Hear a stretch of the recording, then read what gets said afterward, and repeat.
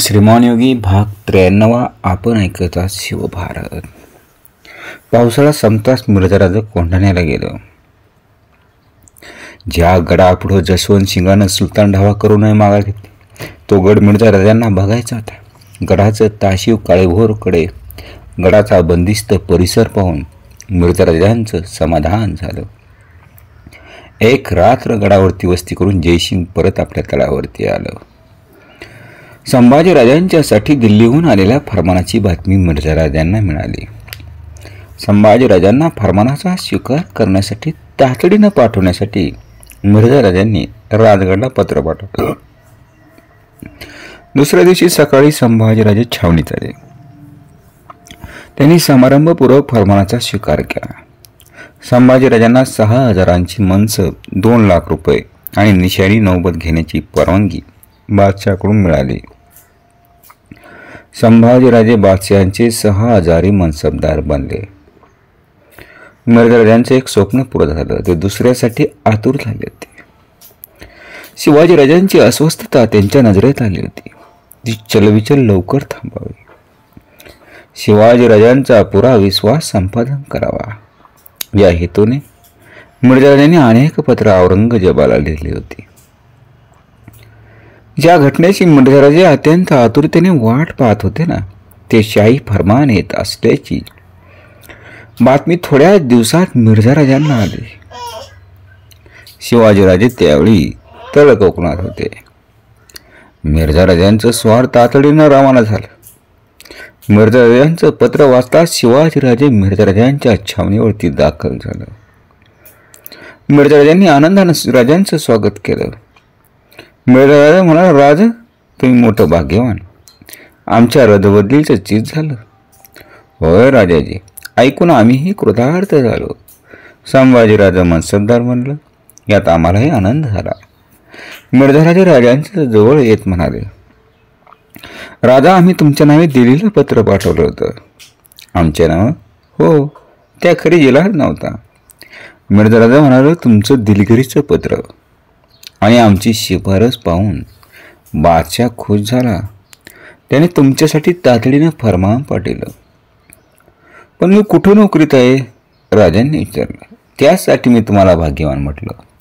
फरमान निघाल्याचं कळताच तुम्हाला तातडीनं बोलावून घेतलं.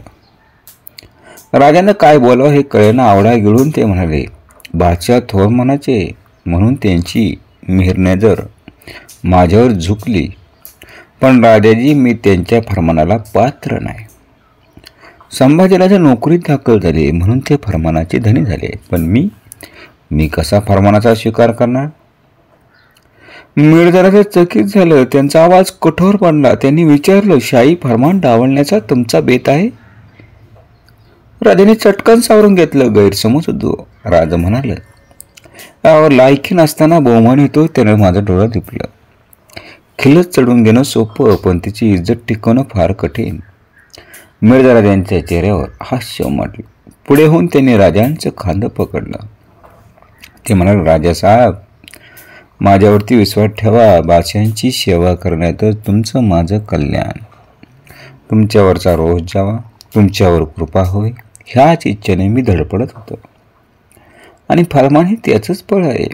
आणि आता लवकरच शाही फरमान घेऊन दाखल होईल. त्याचं रिवाजाप्रमाणे स्वागत व्हायला पाहिजे. पण राजाजी, मी सारं जाणतो. फरमानाच्या स्वागताचा मी पुरा बंदोबस्त करीन. राज, दिलेर खान बादशाहाच्या खास मर्जीतला, पण त्यालाही रिवाज सोडून असं फरमान आलं नाही. साऱ्यांना ह्या तुमच्या मान मरातबाचं कौतुक वाटणं स्वाभाविक. या समारंभात काही उन्हा पडलं तर चटकन तुम्हाला दोष लावला जाईल. तेव्हा सर्व काळजीपूर्वक रिवाजाला धरून करा. त्यानं तुमची, त्याचबरोबर माझीही व्रत वाढेल. मान डोलवल्या खरीत राजांच्या हाती दुसरं काहीच नव्हतं. राजा बेचैन बनले. ज्यांनी आपल्या हयात मुघली सत्तेला विरोध करण्यात खर्च केली, ज्यांच्या सामर्थ्यापुढं आदिलशाहीला नमावं लागलं, शास्ताखानला पळून जावलं, त्याच शिवाजीराजांना फरमान येत होतं. बादशाहाच्या कृपेची निशाणी, बादशाहांचा आशीर्वाद. पृथ्वी तलावरचा अलौकिक मान आणि त्या खास फरमानात बादशाची मिहीर नजरलेली असे. त्यावर मेहंदीने रंगवलेला खुद्द बादशाच्या हाताचा छाप असे. त्याचा शिकार राजा करणार होतं. फरमानाला पायी सामोरे जाऊन गुडघं टेकून ते स्वीकारायला हवं. राजांचा संताप उसळत होता. मुठी वळत होत्या, पण कष्टानं राजा आपला संताप आवरीत होतं. मिर्झा सारं सरदार राजांच्या ह्या भाग्याचा हेवा करीत होतं. राजांचं अभिनंदन करीत होतं. उसन्या अवसानानं राजा आनंद दर्शवित होते. मिर्झा राजांनी फरमानाचं स्वागत करण्यासाठी छावणीपासून 3 कोसांवरती फरमान याच्या वाटेवर चांगली जागा पाहून फरमानवाडी उभारली. भव्य शामियाना तिथे उभा केला. त्या जागी शिवाजीराजे फरमानाचे स्वागत करणार होतं. दिल्लीवरून येणाऱ्या फरमानाचे टप्पे दररोज छावणीत कळत होते. फरमान भेटीचा दिवस ठरला. राजा पहाटे स्नान करून सरदारांसह फरमानवाडीकडे चालू लागले. शाही फरमानाला पायी सामोरे जायचा हा रिवाजच होता. राजांच्या बरोबर मिर्झा राजांचा मुलगा किरत सिंग, बक्षी जानी बेग होते. सारं शामियान्यात फरमानाची वाट पाहत होतं. ऊन तळपत होतं. चारी बाजूंच्या हिरव्यागार दमलखात मोकळ्या असलेल्या माळावरती फरमानवाडी उभारण्यात आली होती. शामियाना भव्य होता. शामियानाच्या चारी बाजूंना सोन्याचे कळस सूर्यकिरणात तळपत होतं. मोगलाई हिरवा झेंडा शामियान्यावरती फडकत होता आणि शामियानाच्या दोन्ही बाजूंना आस्वदल उभं होतं. आत्यानंदामुळे राजा अस्वस्थ बनलो होतं असे समजून बेग राजांना फरमान स्वीकारण्याचा रिवाज समजावून देत होता. राजा ऐकत होता. ऐकत असता डोळ्यात गोळा होणारे अश्रू कष्टानं आवरीत होतं. चालत आल्याने पायातल्या चढावर गोळा झालेल्या धुळीकडे राजा पाहत होतं. त्याचवेळी नौबदीचा गंभीर नाद निनादला किरत सिंग म्हणाला, फरमान आलं. राजांनी चढाव काढला आणि शामियानाच्या बाहेर गेलं. मागोमाग किरत सिंग बेग होते. राजा रस्त्यावर आलं. त्यांनी नजर टाकली. दुरून आसोपथक येताना दिसलं. आसोपथक नजरेत आलं आणि आसोपथकामागं फरमानाचा उंट होता. मोगल निशाण फरमानाची जागा दाखवित होता. राजासाहेब, फरमान करीब आ रहा है, आया. राजांनी आवडा गिळला. त्यांनी मान झुकली. गुडघं टेकलं गेलं. तख्त धुळीत आसरू ठिपकत होतं. तांबड्या मातीत पडणारं थेंब घर करीत होतं. क्षणात सुकत होतं आणि फरमानाच्या स्वागतासाठी शामियानाबाहेर वाद्यांचा गजर चालू होता. आसोपथक पुढे गेलं. फरमानाचा उंट समोर आला. उंट बसला. किरत सिंग, बक्षी, जानी बेग समोर गेलं. फरमान उतरलं गेलं आणि अत्यंत आदमीने ते फरमान राजांच्या पसरलेल्या हाती ठेवलं गेलं. राजांनी फरमान मस्तकी लावलं आणि बंदुकीच्या सलामी धरल्या. नौबती दुमदुमल्या. फरमान घेऊन राजा उभं राहिलं. राजांच्या डोळ्यांकडे पाहताच किरत सिंग उद्गारला, राजासाहेब ये क्या, आपके आंखों में आंसू. राजांनी हसून बोटाने अश्रू टिपले आणि म्हणाले, किरत सिंग, कोणी सांगितलं अश्रू दुःखाच्या वेळी येतात म्हणून? आनंदाच्या वेळीही ते येतात. वाद्यांच्या गजरात बंदुकीच्या आवाजात शाही फरमान घेऊन राजा तळावर आलं. मिर्झा राजांनी एखाद्या वीराचं स्वागत करावं तसं राजांचं स्वागत केलं. राजांच्या स्वागतासाठी सज्ज केलेल्या शामियान्यात दिलेर खानासह सर्व सरदार उपस्थित होतं. राजा आता त्यांच्यापैकी एक बनलं होतं. राजांना आलेला पोशाख, शाही खिलत पाहून साऱ्यांना राजांच्या यशाचं कौतुक वाटत होतं. तख्ताचा कालचा शत्रुत्व होताच खिलतीचा मानकरी होतो आणि बादशाहांसाठी अहोरात्र खपत असलेले मुघली सरदार बाजूला राहतात याचा अनेकांना खेद वाटत होता. पण बोलून दाखवण्याचं धाडस कुणास नव्हतं. शामियान्यात चाललेल्या शिवाजीचं कौतुक सारे पाहत होते. आनंद दर्शवित होते. औरंगजेबाने शिवाजीला राजा हा किताब बहाल केला होता. मिर्झा राजांनी शिवाजी महाराजांना प्रेमभराने आपल्या बैठकीवर बसवून घेतलं. शिवाजीराजांच्या कमरेला कुठलंच हत्यार नाही हे ध्यानी येताच मिर्झा राजांनी विचारलं, राजाचा व आपली तलवार कुठं आहे? शस्त्राविना आपला पोशाख बिजड दिसतो. राजा स्मित वदनानं म्हणाला, राजाजी, मी शरणागत निशस्त्र भेटीला यावं अशी आपलीच आज्ञा. त्याचमुळं आम्ही शस्त्र बाळगलेलं नाही. शस्त्र नसलं तर उणीव भासते खरी, पण जर चुकून शस्त्र उतरून ठेवायला सांगितलं तर मरणप्राय दुःख होतं. राजासाहेब, परमेश्वर शपथ सांगतो, आमच्या धनियार नाही. जेव्हा आम्ही मैत्रीचा हात पुढं करतो तेव्हा त्यात एवढाही खोटेपणा ठेवीत नाही. आमच्या लक्षात आलं नाही, आम्ही चुकलो. राजाजी थांबा. मिर्झा राजांनी किरोसिंगला हाक मारली. त्यांच्या कानात काहीतरी सांगितलं. किरोसिंग त्वरेने बाहेर नेला आणि शामियानात मद्याचे पेले आणले गेले. सारे मद्याचे घोट घेत होते. राजा सरबत घेत होते. किरोसिंग आत आला. त्यांच्या मागून येणाऱ्या सेवकाच्या हाती रेशमी आच्छादन घातलेलं तबक होतं. मिर्झा राजाने आच्छादन उघडलं. तबकात रत्नजडीत मोठीशी तलवार तशीच कट्यार होती. मिर्झा राजांनी तलवार राजांच्या दुशेऱ्यात खोली. कट्यार शेल्यात नीट बसवली. रुबाबदार साप्याखाली दिसणाऱ्या भव्य कपाळावर उठून दिसणारा मिर्झा राजांचा केशरी टिळा, पांढऱ्या रेखीव भुवयांखाली मनाचा ठाव घेणारं पाणीदार डोळं, भावना व्यवस्थेने राजपुती नाकाच्या रुंदावलेल्या नागपुरड्या, ओठांच्या कपांबरोबर कंप पावणाऱ्या पांढऱ्या रुबाबदार गलमिशा. ते रूप पाहून का कोण जाणे राजांना महाराज साहेबांची आठवण झाली. एकदम जपावले आणि लक्षात यायच्या आत त्यांनी मिर्झा राजांचे पाय शिवलं. शिवाजी राजांना गडबडीने उठत मिर्झा राजा म्हणाला, राजासाहेब एक घ्या. राजा मिर्झा राजांच्या नजरेला नजर देत म्हणाले, आशीर्वाद मागतो. कसला? गमावलेलं शस्त्र परत कमरेत खोवलत. राजाजी असा आशीर्वाद? आता आशीर्वाद असा द्या की परत हे शस्त्र शेल्यातून सुटू नये, उतरावं लागू नये. मिर्झा राजा गैवरला. राजांच्या पाठीवर हात ठोपतीत ते म्हणाला, राजासाहेब वैसाही होगा, संकटकाली हमें एक शेर सदैव हटत.